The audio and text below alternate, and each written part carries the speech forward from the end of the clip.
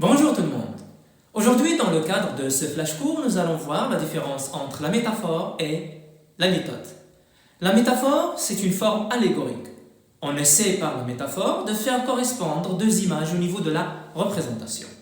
En fait, la métaphore opère comme une comparaison, à la différence près que la comparaison utilise un outil grammatical.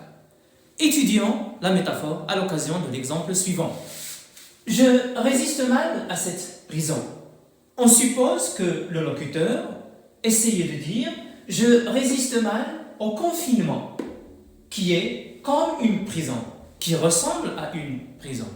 Alors, à partir du moment où le locuteur a omis le comparé qui est le confinement, il a juste gardé le comparant, et il n'a pas utilisé d'outil grammatical, donc il est dans la métaphore.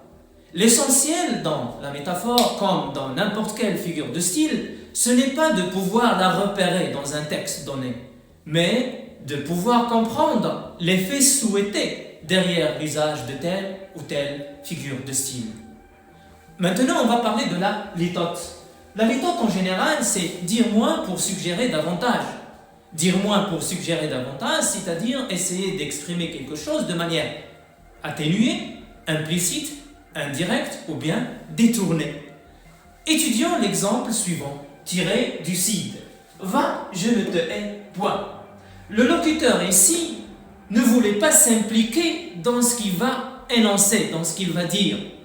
Il ne voulait pas dire « va, je t'aime » directement. Donc il a préféré dire de manière atténuée « va, je ne te hais point ». Un autre exemple, il n'est pas bête. Il n'est pas bête. Alors, la phrase de base, normalement, il fallait dire « il est intelligent ». Mais pour une raison ou pour une autre, pour une certaine intention ou un quelconque enjeu, on a préféré dire « il n'est pas bête ». Fin de cette séance.